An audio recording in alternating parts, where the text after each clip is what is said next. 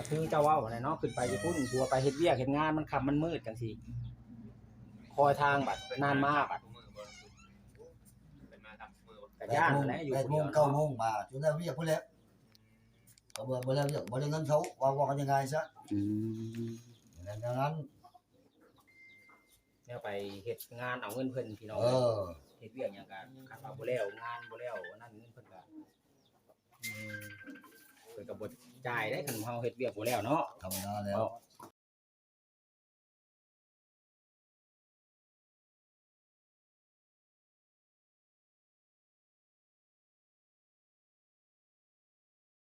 ดู น้อย แล้วเพิ่นมาแต่ละมื้อนี่ส่วนหลายนี่มามื้อบ่น้องตุ๊ก เราไปใช้นั้น 10 โมง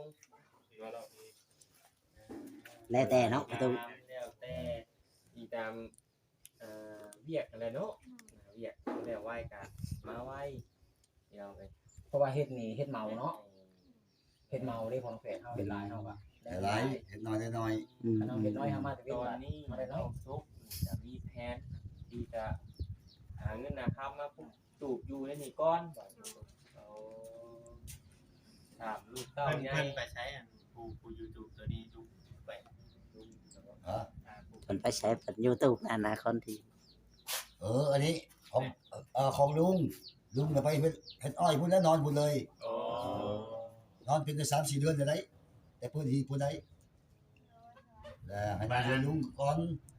บัดเพิ่นมาได้จุ่มเขาน้องตุ๊กจังสิได้ออกตัวนี้ แม่น โอ้ อันนั้นแล้วจะหาไม้ ที่ไม่เฮียก็มีจะได้ไม่เฮียก็ดีชื่อมาในแผ่นไม่เฮีย เออเตรียมแล้ว เตรียมบุก บ่แม่นเตรียมเฮ็ดตูบ ก็บุกเฮ็ดตู้ เขาว่ามันจะขึ้นแล้วก็จะเป็นนะ ไอ้พวกอยู่ใช้บัตร นี่น่ะดินพอซื้อ เอาเบื้องนั่นบ่ แม่น อ๋อ อยู่ค่อยพวก เงินพอนี่แล้วซื้อ อืม ใช้ลูกก็จะเป็นมันจะเอามาใช้เขาก็ดี อืม จะเป็นแล้วอยู่กับว่าลูกจะอยู่ แม่น ลูกอยู่เนาะเฮ็ดจังได๋ซะลูก เกินมีเป็นหลังยังบ่อยู่แล้วก็บ่จักได้ว่าเนาะ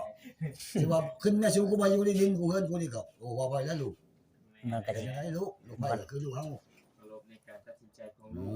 อยู่นี่ก่อนก็อยู่ เราบ่ได้ห้ามนะทางพ่อปู่ บ่ได้ห้าม น้ำในก็ค่อนข้างจะยากแน่เนาะน้องตุ๊ก บ่มีหัวน้ำก็ไปโซเบิ่งมื้อน่ะในโกดน้ำสางแห้ง แน่ บ่มีน้ำนะอยู่พุ่นน่ะยากๆอีกไปอยู่ ถ้าถ่าย น้ำใน ใต้ก็ จั บ่ ด มี ผ้าอ้อมผ้าเทเอาน้ำใส่ เป็นแม่นอ่อนบัดนี้ ลูกเหี่ยวใส่ผ้าใส่แพรกะแต่ละมื้อต้องได้ซักเด้ถ้าเฮาบ่ซักมันก็สิมีเหี่ยว ผมน่าจะนำคู่มืออันนี้ครับ อีกอย่างก็ ต้องบอกคุมื้อเนาะ ต้องบอกเพราะว่ามันจะบอกเด็กน้อยมันจะยังไม่เคยได้ลูก เอา เขาบ่บอกบ่สอนเดี๋ยวจะไปสิบอก ทำยาก บ่จักซ้ำเนาะ บ่อยากแล้ว เอาเมย์ไม่ปล่อยง่ายเนาะยังบ่ฮู้หยัง จะอาศัยปู่กับสัญญานี่เนาะ แม่น เป็นทั้งพ่อเป็นทั้งแม่ควบคุม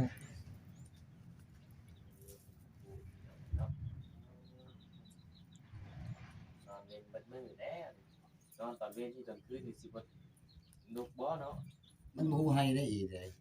มันเห็นได้ยินเสียงให้ กลางคืนได้จ้ะ มันคืนให้ได้เขาเรียกกินนมแล้วก็แจ้งเลย เออ บ่ได้ยากได้อีกอันนี้ หายตอนยา ยังว่าบุญมันยังว่ายังเว้าอยู่ หรือว่ายังน้อยก็ ธร บ่ รม จัก ดาเด็กน้อยมันให้กันรู้บ่ได้เว้าแง่บ่ถือดีๆแหละ อืม บางคนนี่เกิดอุ้มรับทั้งนางผู้เป็นแม่ให้บ่ยาเด้กันวางลงในให้อุ้มมาบัดเช้าเลยบัดต้นรับซื่อๆวางลงบัดให้อีกนะลูกผู้บางคนพี่น้องเอ้ยโหเลี้ยงยากก็มีหลายพี่น้องเนาะดื้อให้แต่ตอนน้อยที่บัดตอนใหญ่มาแหละบ่ให้ก็มีบางคนก็ฮู้แต่ตอนน้อยบัดใหญ่มาแหละให้ก็มีพี่น้อง อย่าขับเนาะ แม่นบ่บ่ คือยากแล้ว อาบน้ำอาบในมีแต่ยานี่มันอาบ่เป็นที่ทุกนี่มันเช่นยังเป็นอุ้มลูกก็ยังบ่เป็น เออย าได้ส่วนคู่มือ ยังบ่เคยเด้เฮาเป็นแม่ใหม่ เอาแล้วอาบน้ำอาบในให้ กันที่จับแน่นบัดยัดว่าแฮงโพดบ่เคยจับเนาะเฮาบ่มีประสบการณ์และผ่านมาเฮาก็เลยบ่กล้าขึ้น ม่ใหม่อยู่ เด็กน้อยเล่นนอน ทำยังน้อยแน่ แม่ มัน พูดแล้วถ้าเราให้เราใหญ่อีก3-4 เดือนพูดแล้วจังคอยเรียนอ่าน อืม เสื้อยาไปหันไปนี่ ลูกไปจนเท่า ลูกมาไปได้ ยังได้จังไรอ่ะ 3 ปีนะดูผมเรียน มีแต่บ่ได้มีแต่เมย์มียังเขาอาบมันยังน้อยเนาะตอนยังน้อยมันบ่ได้อาบนะมีแต่เขาละอาบ ก็ธรรมดาแล้วเจ้ากับผู้ชายเนาะก็ยังบ่ค่อยอาบปานใดมันยังบ่จักวิธีอาบ มัน นะ จะน้ำบ่กล้าเฮ็ดนะเด็กน้อยนี่ เจ้าก็เคยอาบน้ำให้ลูกอยู่บ่ประตู แม่นี่แหละนี่ เป็นจังได๋ เขาเจ้าใหญ่เลยเนาะเขาเจ้าใหญ่จำพูดให้ได้อยู่คันว่า3-4-5 ปีอย่างคันน้อยทำนี้ไผสิจับ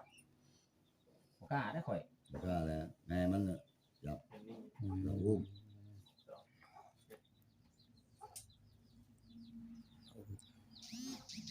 นี่แหละพี่น้องเอ้ยมาก็อยู่นำพ่อปู่แม่ย่าก็ซ้ำพ่อแม่เฮาก็จักสิอาศัยไผคือน้องตุ๊กอะ อาศัยพ่ออาศัยปู่ พ่อย่ า ปู่แม่ย่านี่แล้ว บางเทื่อจะไปหันไปนี่ก็พอได้ให้เพิ่นเบิ่งลูกเบิ่งเต้า เพิ่นบ่ถึกเพิ่นบ่อยู่กับเจ้าของเบิ่งเฮือนเนาะ แม่นเฮาสิไปอยู่ให้กินก็ฝากเพิ่นเบิ่งให้เฮาหน่อยเด้อเด็กน้อยบางเทื่อเพิ่นให้เพิ่นฮ้องเนาะบางเทื่อเจ้าเมื่อยแฮงนอนรับบัดลูกให้บ่ฮู้เมื่อก็อาศัยพ่อปู่แม่ย่าแล้วห้องใส่ปุ๊บ แต่อาหารการกินของมื้อนี่ก็ยังเยอะเพิ่นอย่างนั้นบ่อยากให้เพิ่นกินทุกที่แต่มันผิดมาโอ้ยตายเลย มันยากเนาะ แต่ใครยากว่า ตายได้เด้ งานปากแบบอยู่แล้วยันลูกไฟหลักกิน บอกไปได้ประหารมันยังไงมึงจะหลักกินได้ พ่อปู่เป็นห่วงย่านกินไปที่ตัวแดนแล้ว เห็น ย่าน มาเขา ตก เป็น กรรม ยาก แล้วมันสิ แม่ ยาก นั่นแล้วใช้กันใช้เรา เอาเงินเอาคำมาใช้ว่าเพิ่นมันเป็นเนาะเบา แม่ ถ้าบ่เป็นแล้วมันดีเฮา อืม อดเอา3-4 เดือนจะกินบอกจำนำอยู่บ่ยานะ เว้าอยู่บ่ยาเนาะ ยันหลักกินกับบ้านนี่ ลูกไผ่สิว่ามันยาจมเป็นบ่ได้เด้เพิ่นเป็นห่วงเจ้าได้น่ะ บ่ฮู้ว่าเพิ่นแพงเลยค่าเนี่ยเนาะ แม่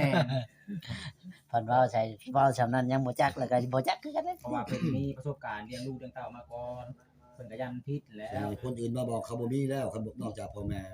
บ่บ่ อย่าว่าเขาใจผิดเนาะโอ้ยปู่ย่านี่มักว่ามักว่ามักจมจะบ่แม่น อืม หลักกินสิโอ้ยจักสิว่าได้แหละ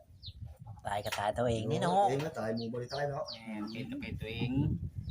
เจ็บปวดทรมานกับทรมานตัวเองและเพิ่นเว้ากับเพิ่นเป็นห่วงเพิ่นเคยมีประสบการณ์มาก่อนเพิ่นจึงบอกแนวไหนมันพิษนั่นแหละญาติเจ้าไปลักกินตัวที่ตัวแดนทางแม่ย่าก็ ซึ่งมันอย่างทั้งบ่ปู่อะแหละเพิ่นก็บอกโดยความเป็นห่วงเนาะ เราแฮงบ่เคยมีลูกเป็นผู้สาวบ่เคยมีลูกผู้หญิงทางแม่ย่าก็เราแฮงเที่ยวจอบเที่ยวเบิ่งอยู่เราแพง ได้ลูกหลายคนก็มีแต่ผู้ชายเบิดเราอะ มี7คนผู้ชายหมด มาในลานแบบเป็นผู้หญิงแบบนี้โอ้ยาว ยังบ่ทุกคนบ่7คนเออ เราแฮงแพงแล้ แต่ ว แต่ผู้หญิงจักเทื่อ เอาไหมเจ้าก็ได้ โอ้มันคือสันผ้าเขาแล้ว เลี้ยงก็มีแต่เลี้ยงหลานแล้วบัดนี้เนาะเลี้ยงหลานนี่แล้วบัดนี้ เอาหลานได้เห็นลูกสว่าลูกแล้วเนาะ อืม เออ เฮาจับเฮาบ่ายเรื่อย อ่า เขาเจ้าก็สิติดเฮานี่โอ้ยกลัวเขาแม่คอกูนะ แพงกว่าลูกแล้วหลานเออ ทำว่าคิดเป็นยังว่าอยู่เพลงลูกทองสามเพลงดามทองข้าว แม่นแล้ว จักแม่นลูกจักแม่นหลานบัดนี้อันผู้ที่ว่าเพิ่นแพงหลายบัดนี้เอา จะตามเพิ่นว่ามันไหน บ่ได้ใหญ่บ่ได้น้อยเนาะปากข้าวนี่ใหญ่กว่าปากตาลเด้พี่น้องหลายหลายกว่า ความหมายเป็นยังไงบัด ความหมายนี่แพงหลานนี่หลายกว่าลูก เป็นยังไงคือความหมายเป็นยังไง ลูกให้อยากกินขนมนี่บางเทื่อนี่ว่าบ่มีเงินได้บัดลามาเอาเงินให้ ความหมาย เอา แม่นแล้วตู้กับไผนะ บ่คำไผ เอาไปซื้อช้า10,000ว่าบัดลูกให้บัดลูกว่าพอบ่ทันมีบัดนะตัวลูกนะได้ แม่ลูกใหญ่เบิดแล้ว ลูกใหญ่ไปแล้ว หลานมันยังน้อย นามมันยังน้อยนั่นได้ความหมายเพิ่นว่าเพลงลูกทองหลานเพลงหลานทองข้าว คน นะ ก็เลยแพงหลานหลาน แม่นหลายมาบัดอุ้มบัดโอ้ยกอดบัดโอ้ยหอมแก้มหลานโอ้แพงเด้บัดลูกเต้าบัดใหญ่เด้บัดนี้เอาบัดบ่กล้าเรื่อง ก้า นี้ ของแก้เราบัดนี้ โอ้หมายเป็นนั้นแปลว่า อุ้มหลานไปห้างขายก็ลงมีได้หลานน้อยๆเด้ โอ้ดีๆพอแพทย์ก็ตู้กับไผนี่ ความหมายของคำสุภาษิตโบราณเพิ่นเว้าไป ตัวนี้ก็ดี อันนี้ข่อยกับจักบอกว่าสุภาษิตใหม่แบบใดนะ ครับ แต่ว่าความเข้าใจของข่อย แต่ว่าแพงร้านนี่หลายก็ลูกมันใหญ่เด้บอกข้าวเนาะแต่ว่ากับแพงที่การทันร้ายพี่น้องไอ้ลูกกับแพงหลานกับแพงที่กันนั่นแหละ กันเว้ยเว้ยแม่ แพงคนละแบบกัน แต่ว่าบ่แพงลูกบ่แพงหลานเรื่องเนื้อเสื้อไข่ของเฮานะต่างคนก็แพงกันทุกคนนั่นแหละ ท่านบอกผมให้ เนาะบ่จอยชาแนลแม่นบ่บ่จอย แม่แล้ว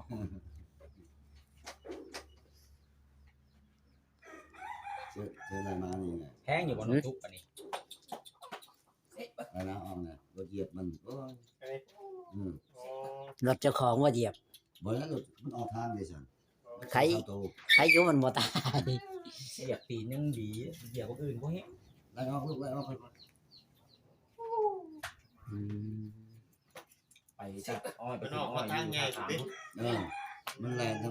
ำ มันแล่นนั้นเจ้าของเวลาเฮาไปหันไป ไป นี่ หั่น อืม ตึงก็ตายเลย